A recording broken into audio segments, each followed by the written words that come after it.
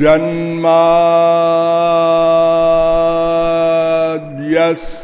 यतोऽन्वयादितरतश्चार्थे स्वभिज्ञस्वराट्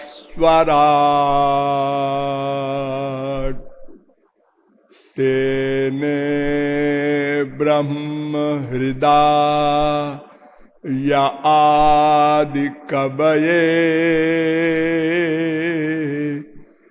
मुह्यन्ति यत् सूरयः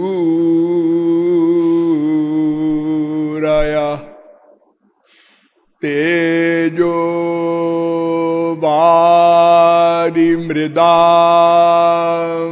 यथा विनिमयो यत्र त्रिसर्गो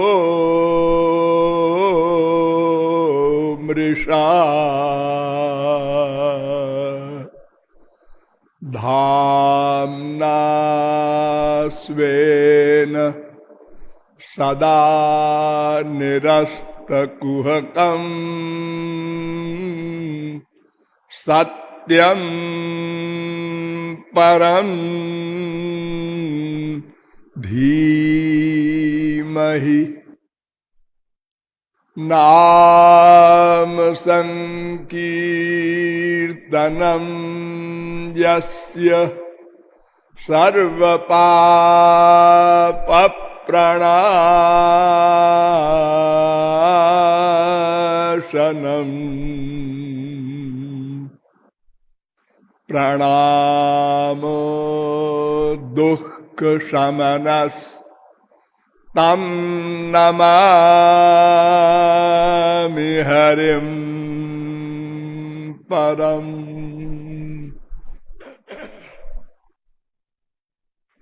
नमः कमलनाभाय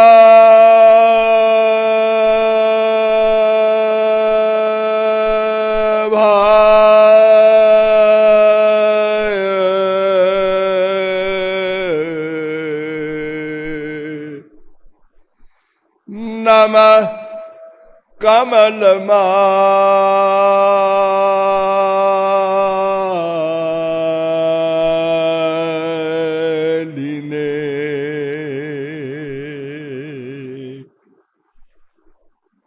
नमः कमलपादाय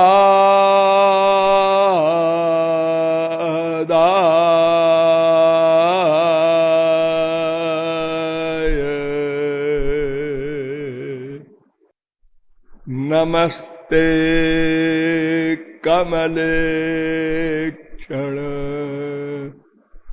यो ब्रह्माणं विदधाति पूर्वं यो वै वेदांश्च प्रणोति तस्मै तग्वंह देवमात्मबुद्धिप्रकाशं मुमुक्षुर्वै शरणमहं प्रपद्ये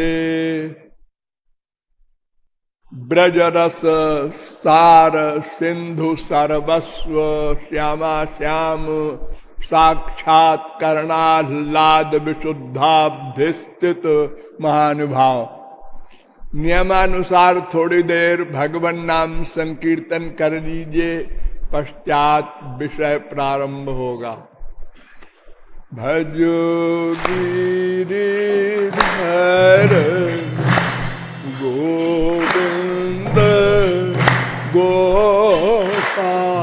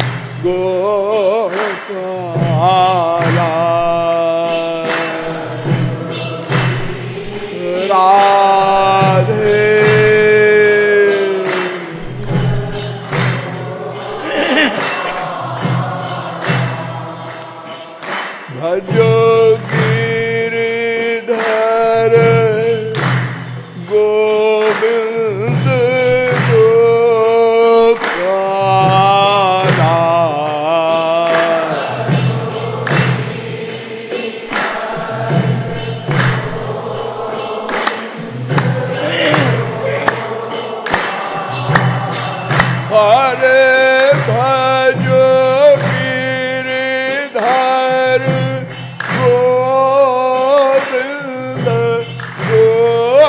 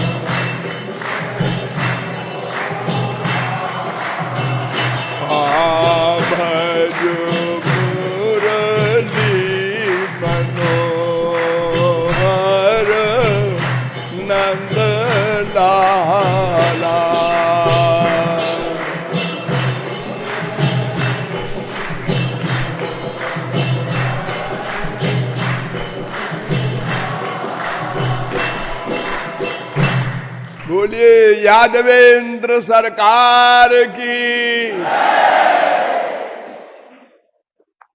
अब आप लोग सावधान हो जाए।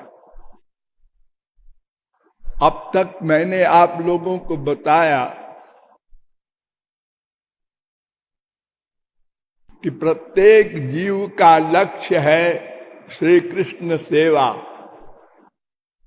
तदर्थ श्री कृष्ण का दिव्य प्रेम प्राप्त करना होगा। तदर्थ श्री कृष्ण की प्राप्ति आवश्यक है। तदर्थ श्री कृष्ण का परिज्ञान आवश्यक है। श्री कृष्ण कौन है, हम कौन है और ये माया क्या है, इन सब का ज्ञान परमावश्यक है। अर्थात वह, मैं और यह, इन तीनों का ज्ञान होने पर ही हमको अपना लक्ष्य प्राप्त हो सकता है। ये तीनों तत्व सनातन हैं, अनादि हैं। ये वेदों के द्वारा, शास्त्रों के द्वारा आपको बताया गया। जैसे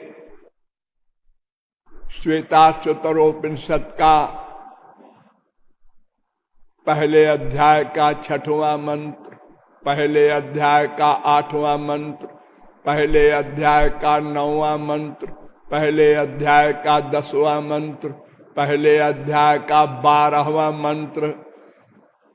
इसके बाद फिर आगे बताया गया चौथे अध्याय का 5वां मंत्र, चौथे अध्याय का 6वां मंत्र, चौथे अध्याय का 7वां मंत्र, 5वें अध्याय का पहला मंत्र, 6वें अध्याय का 16वां मंत्र, 6वें अध्याय का 9वां मंत्र, मुंडकोपनिषद के तीसरे मुंडक के पहले खंड का पहला मंत्र, तीसरे खंड के तीसरे मुंडक के पहले खंड का दूसरा मंत्र और श्वेताश्वतरोपनिषद के चौथे अध्याय का 9वां मंत्र, चौथे अध्याय का 10वां मंत्र।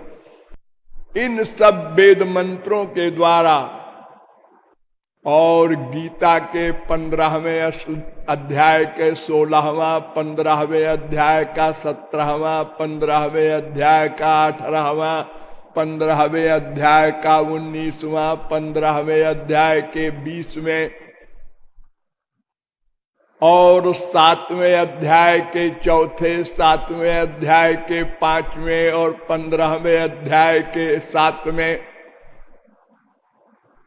और 9वें अध्याय के 18वें इत्यादि श्लोकों से भी बताया गया कि ये तीनों तत्व अनाद्यनंत हैं।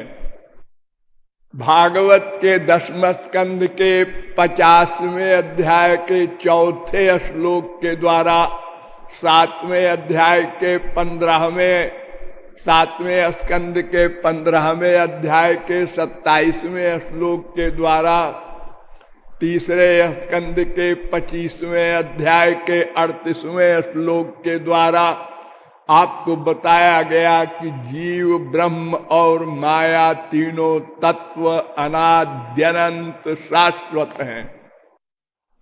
और यह भी बताया गया कि इनमें जीव तत्व तो चेतन है, माया जड़ है, और जीव और माया दोनों का शासक नियामक भगवान है। और जीव और भगवान में भेदा भेद संबंध है, कुछ मात्रा में अभेद भी है और अधिक मात्रा में दोनों में भेद है। यह भी बताया गया जीव श्री कृष्ण की जीव शक्ति विशिष्ट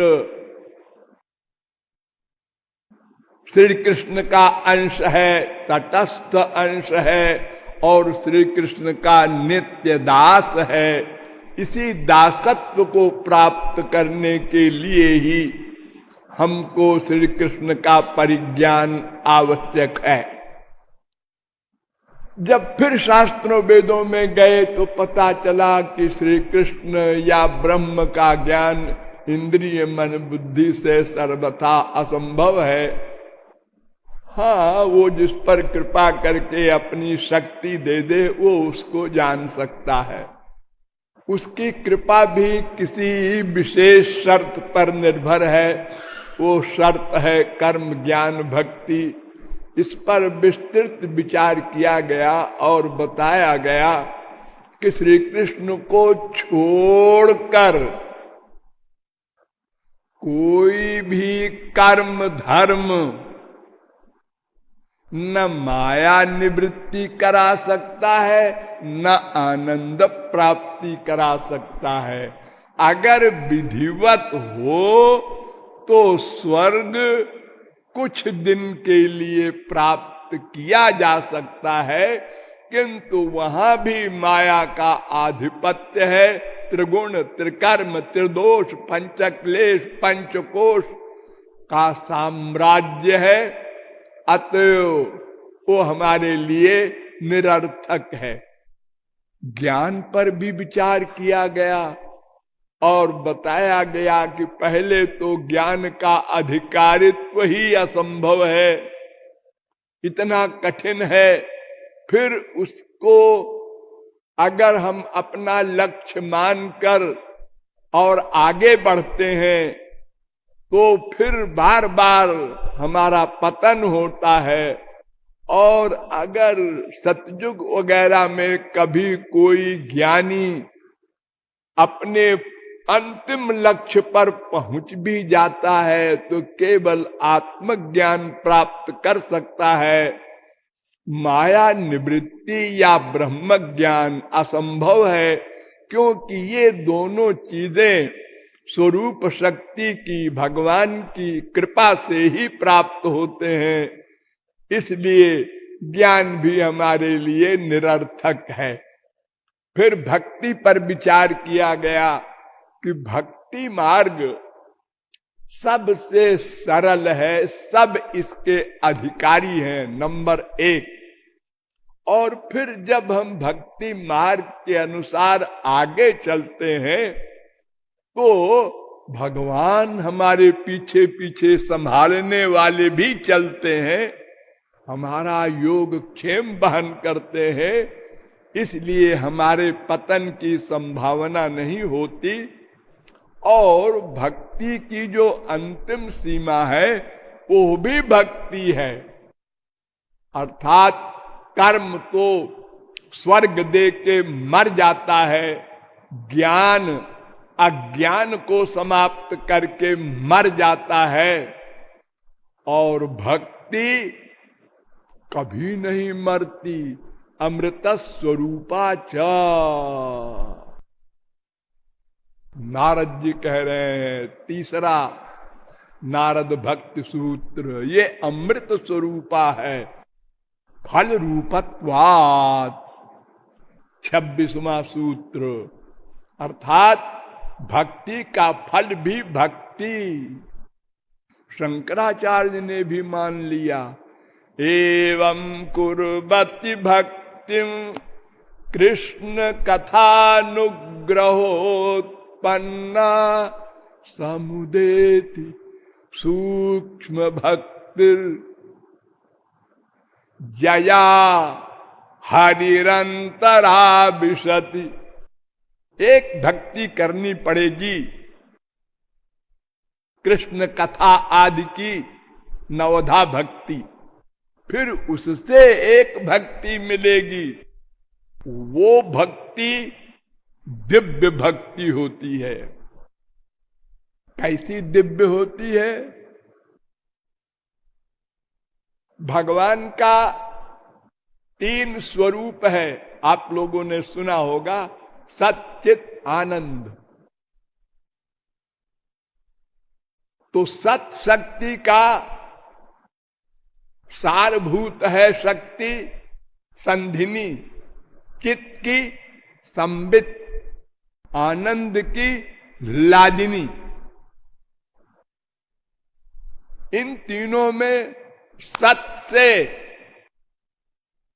इंपॉर्टेंट चित्त, चित्त से आनंद। आनंद सर्वोपरि शक्ति है। वही आनंद का सारभूत स्वरूप है लादिनी शक्ति। उसी शक्ति से भगवान सदा आनंद में रहते हैं। ये कूड़ा कबाड़ा संसार बनाकर हमारे कूड़े कबाड़े आइडियाज नोट करके किसी भी दशा में सदा आनंद स्वरूप रहते हैं, आनंदमय रहते हैं।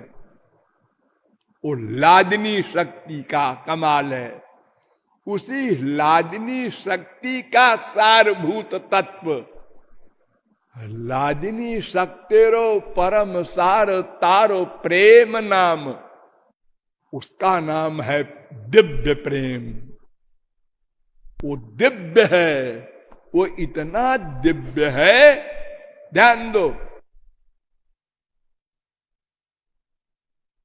कि सर्वतंत्र स्वतंत्र भगवान को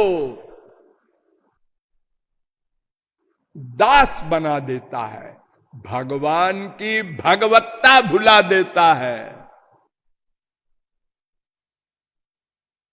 भगवान भक्त के दास हो जाते हैं। भक्त का मतलब क्या? वो जो प्रेम है ना, वो जो भक्त को मिल गया उसके दास हो जाते हैं। क्योंकि लादिनी शक्ति का सारभूत तत्व है प्रेम। ये दिव्य होता है, ये प्राकृत मन में नहीं ठहर सकता। अगर कोई महापुरुष या भगवान आपको प्रेम दे दे मायाबद्ध अवस्था में, तो ये शरीर भस्म हो जाए, किसी हड्डी का भी कोई अंश तुमको नहीं मिल सकता। राधा रानी के वियोग का हल्का सा स्वरूप बताया एक महापुरुष ने। निष्क्रांता चेत भवति हृदयात् यस्य धूमच्छटापि ब्रह्मांडानां सखिकुलमपि ज्वालया जाज्वलिति। अगर राधा रानी का प्रेम भी नहीं, प्रेम रूपी अग्नि के धुएं का अगला हिस्सा दीपक होता है। दीपक में एक लौ होती है पीली पीली, उसके ऊपर एक लकीर होती है काली काली। उसमें भी टेम्परेचर होता है थोड़ा सा। तो उतना हिस्सा भी अगर राधा रानी के हृदय से बाहर निकल जाए तो अनंत कोटि ब्रह्मांड भस्म हो जाए। फिर मनुष्य का शरीर क्या है? इसलिए कोई महापुरुष या भगवान मायाबद्ध जीव को प्रेम नहीं देता। वो कहता है पहले इंद्रियों को, मन को दिव्य बनाओ, दिव्य मन में दिव्य प्रेम ठहर सकता है, उसको वो सहन कर सकता है।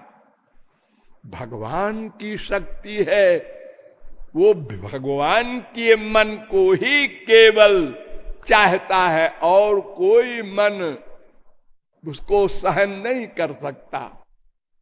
वो दिव्य प्रेम है, लेकिन वो दिव्य प्रेम तब मिलेगा जब पहले तुम भगवान से मन का अटैचमेंट, प्रेम करो और मन को शुद्ध करो, फिर भगवान या महापुरुष दिव्य बनाएंगे।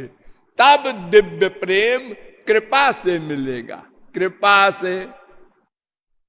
भागवत भी कहती है भक्त्या संजातया भक्त्या बिभ्रत्युत्पुलकाम तनुम। 11वें स्कंद के 3 अध्याय का 31वां श्लोक। पहले भक्ति करो, फिर उसका परिणाम अंतःकरण की शुद्धि, फिर गुरु कृपा से दिव्य भक्ति मिलेगी, उल्लादिनी शक्ति का सारभूत तत्व।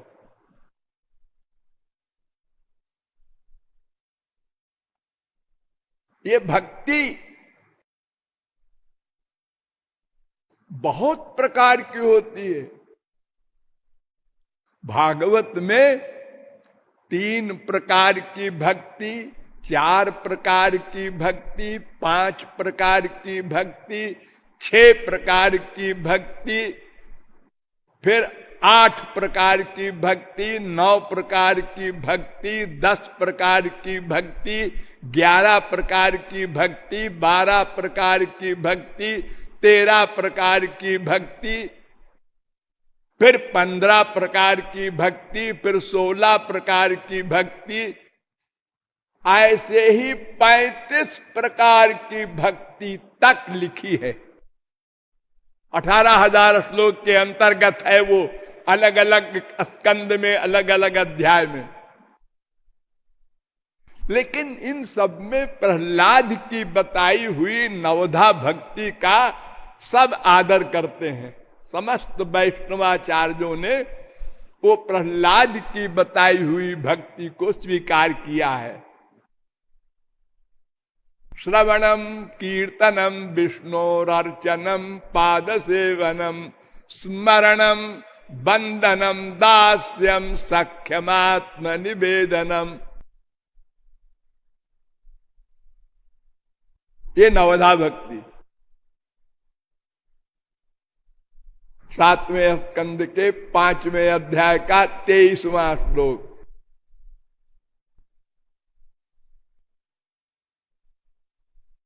और इस 9 प्रकार की भक्ति में भी कृपालु को 3 प्रकार की भक्ति पसंद है। वो क्यों और कैसे, सब आगे बताएंगे। हाँ, तो आप प्रकरण पर आ जाइए कि शौनकादिक परमहंसों के प्रश्न का उत्तर दे रहे हैं सूत जी। ये अहेतु की भक्ति हो और अप्रतिहता भक्ति हो। अहेतुकी में मैंने आपको बताया धर्म, अर्थ, काम, मोक्ष, ये चारों प्रकार की कामनाओं से रहित हो। भक्तों को भी लुभाने के लिए सबसे खतरनाक मुक्ति आती है आगे। एक भक्त के आगे मुक्ति आई तो भक्त कहता है तात्वम, आपकी तारीफ, आप कौन है? महाराज मैं मुक्ति हूं। कात्वम मुक्ति रूपा गता से भवती कस्माद कस्मादिह। यहां कैसे आई है? श्री कृष्ण स्मरणेन देव भवतो दासी पदम प्रापिता। आपके पास श्री कृष्ण भक्ति है ना? हाँ हाँ है, इसलिए हमको दासी बनाकर भेजा है भगवान ने, आपकी सेवा करना चाहते हैं। ओ दूरे तिष्ठ, दूर दूर दूर। जैसे किसी पंडित जी के आगे कोई चांडाल आ जाए तो पंडित जी कहते हैं ना दूर दूर दूर। ऐसे ही ये भक्त कह रहा है मुक्ति के लिए, दूरे तिष्ठ मना गना गसी कथम कुरुजादनार्जम मयि त्वद्गंधा निज नाम चंदन रसा लेपस्य लोपो भवेत। अरे तेरी गंध से ये श्यामा श्याम का जो नाम गुण लीला जी कीर्तन कर रहे हैं ना, ये गड़बड़ हो जाएगा, तुम दूर रहो। और अब कभी मत आना मेरे सामने। नास्माकं क्षण मात्रमप्यवसर कृष्णार्चनम कुर्बताम मुक्तिर्द्वारि चतुर्विधापि किमियम दास्याय लोलायते। ये दरवाजे पे ये 4-4, 5-5 औरतें कौन आके खड़ी हो जाती हैं? शिष्य ने कहा है महाराज मुक्ति है, इनसे कहो कल से ना आया करें, आउट। मुक्ति कहे गोपाल ते मेरी मुक्ति बताए। महाराज आपके भक्त तो मुझे दुत्कारते हैं, फटकारते हैं, भगा देते हैं, मैं कहां जाऊं? मुक्ति कहे गोपाल ते मेरी मुक्ति बताए। तो भगवान ने कहा ब्रज रज उड़ी मस्तक परे तो मुक्ति मुक्त हो जाए। तुम ब्रज में लौटो, हम क्या करें?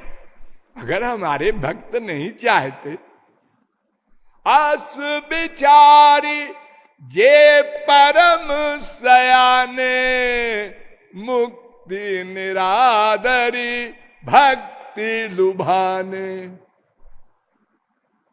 होशियार जो होते हैं, पक्के गुरु के पक्के चेले, ओ मुक्ति के चक्कर में नहीं पड़ते। क्यों?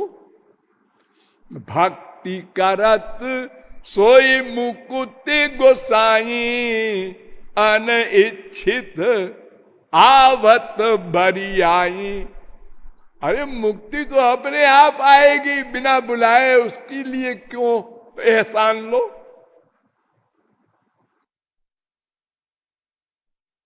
आप लोगों ने सत्यवान सावित्री का कथानक सुना होगा। सत्यवान की बीबी थी सावित्री। सत्यवान का समय पूरा हो गया तो उनको यमराज ले जाने लगे। तो ये सती थी सावित्री, इसने पीछा किया, यमराज को देख लिया इसने।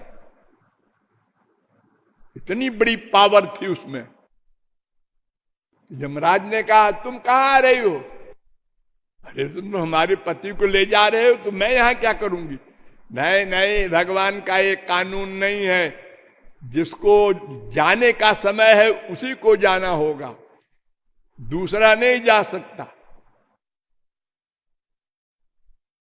ये तुमको ये सत्यवान नहीं मिलेगा, और कोई वर मांगो हम दे देंगे। सिद्ध महापुरुष हो चाहे कोई हो, सबको समय पूरा होने पर जाना पड़ता है। ज्ञानी ज्ञान से हंसते हुए भक्त जाता है, यमराज के सिर पर पैर रख करके। अजामिल यमराज के सिर पर पैर रखकर फिर सिंहासन पर बैठा है। अरे ब्रह्मविद श्रुति मूर्धनि, ब्रह्मवेत्ता वेद के मस्तक पर पैर रख कर चलता है। वो इतनी अवस्था ऊंची होती है, उसके लिए कायदा कानून नहीं। अरे जब भगवान चरण धूलि चाहते हैं भक्त की, तो इससे और आगे बड़ा कौन है। तो सावित्री ने कहा क्या मांगू, ये पति को देंगे नहीं। तो उनने कहा 100 पुत्र हो हमको ऐसा वर दे दो। वो जल्दबाजी में थे यमराज, उन्होंने कहा जाओ दिया, 100 पुत्र हो जाएंगे। सावित्री ने कहा मुर्गा फंस गया। बड़े बुद्धिमान बनते हैं। यमो यमयताम हम, भगवान ने कहा था मैं यमन करने वालों में यमराज हूं। अरे अब तो दे दो हमारे पति को। मैंने कहा ना पति नहीं मिलेगा, तो 100 बच्चे कहां से होंगे, आसमान से। अरे ये तो मैं फंस गया। अब 100 बच्चे होने के लिए 100 साल तो चाहिए कम से कम। हाँ? अब 100 बच्चे के लिए तो फिर 100 वर्ष पक्का ही हो गया। तो उसी प्रकार भक्ति हम पाले तो मुक्ति अपने हाथ हो जाएगी, मुक्ति पाले तो भक्ति नहीं मिलेगी।